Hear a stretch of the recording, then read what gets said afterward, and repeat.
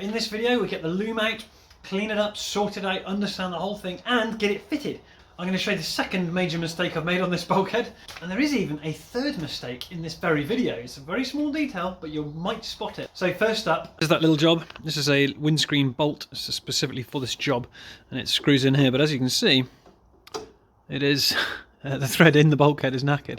So of course I get to this point when it's all fitted and whatever before discovering that. So what I've bought is a 5/16 helicoil kit. So I'm going to drill the hole out, re-tap that thread in it, wind this thing in, and then that bolt should now fit. And it's got a decent enough grip length, so I'll only put the one in there. But first I need to try and see if it fits. There we go. Yeah, absolutely, that's the right thing. Cool, eh? So let's do this repair. So first thing is to send through the drill that was supplied. And that takes the old thread out.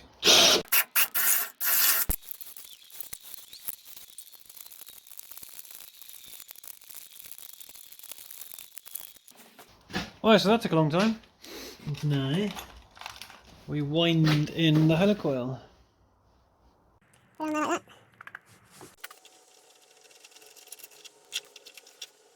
And you just knock the pin off the end.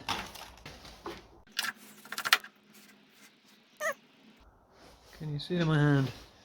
That breaks off and that's done. So now I should be able to wind this bolt in, which would be cool. It should work perfectly.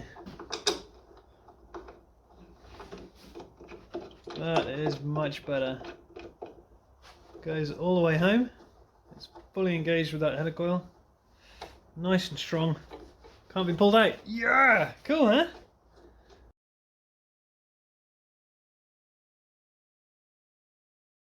With that fixed, I could talk about my second mistake. Before the windscreen was on, when I was messing with these, I noticed that there wasn't much paint in the back of here. It was still primer coloured. No dramas, it doesn't need to be neat, so I used a brush and just shoved a bit of paint in there. It was already primed, and then left it overnight. Of course, overnight the paint ran, didn't it? It's like treacle, it runs slowly, but it just keeps running. So in the morning there were two huge drips down this side and on the far side of the vehicle. It would run all the way down to here. I was fuming. I don't know what to do about it, like sand it and repaint it, or God knows. So if by lunchtime I figured, actually this paint was about 3 or 4 weeks old by this point, but the paint run was less than 24 hours old.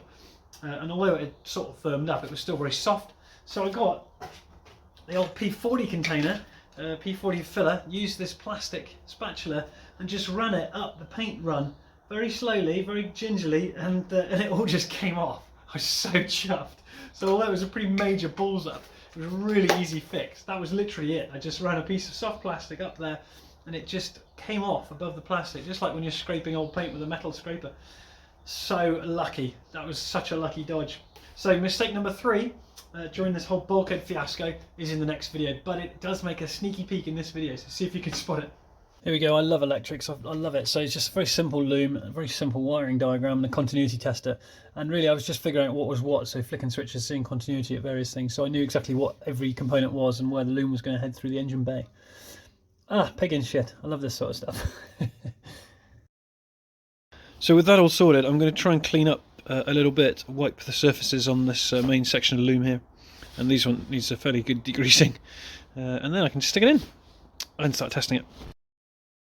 This was just a simple clean up rag and some petrol, and actually I used that to interior cleaner as well.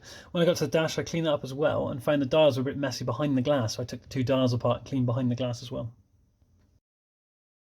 Right, thanks to some much needed help from a friend and others online, I figured out this is a choke switch, and it mounts to the choke cable and pushes this little thing in here, and apparently that tells the light on the dash here with the cold start light. Where is it? There we go. If the choke is pulled or not. A bit of a warning to put the choke in early, I suppose. And I'm pleased with how those dials are looking now. I've had the glass off them and cleaned them. So other than that, it's ready to go back in. Now this, I don't think it's working, so I'm going to take it off and test it again, but I'm going to try and see if you can dismantle it. I don't think you can, but I'll give it a go. Because they're 75 quid to replace, so that's not going to happen. So this is quite simple actually. There's a clip on the top of it, and then the 2 rivets that hold the terminals to the body of it held the switch together inside. So I took it all apart, cleaned it up, riveted it back together, and hey presto, 75 quid saved.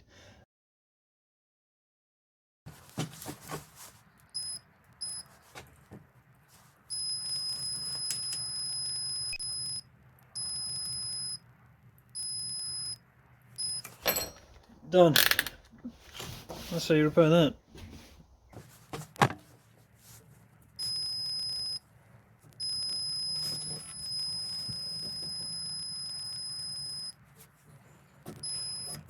Amazing. So happy with that. So here we are, the dash goes in. So this is the little pod in a British car on the right hand side of the vehicle, which holds the dials, and most of the loom really goes behind there. So a little bit goes off the left through the dashboard to the fan and the wiper, and then a lot of it goes through the bulkhead to the front, to the engine and the lights, and then it also goes from that point down underneath your feet then towards the back of the car. So then there's a little strengthening brace, you just seen that go in, and then the wires. So I start feeding them through the hole into the engine bay, and then yeah, so it's just the dials, the fuse box, the indicator switch, and the ignition switch. Those are the main things to actually bolt in place, and that's it. It's a very simple loom on this old thing, so quite satisfying to work with, really. So although it looks like it's in there, it comes out multiple times now over the next, well, probably the next video as well. But I knew it fitted at this point anyway. Got the little, oh yeah, that was the, so this is the wiring going in for the wiper, and it also goes through the bulkhead at that end of the dash to the blower motor as well, the heater motor. Once that's in, I can put the wiper cover on and the plumbing for the spray, windscreen jets, and then put that cover on which I resprayed in the previous video. So that's all squared away, and the dash looks quite finished now, really, with the exception of those dials hanging out, obviously. So now I want to start testing things. I'm going to get the battery box in, and off we go. Right, the first time it's been connected then.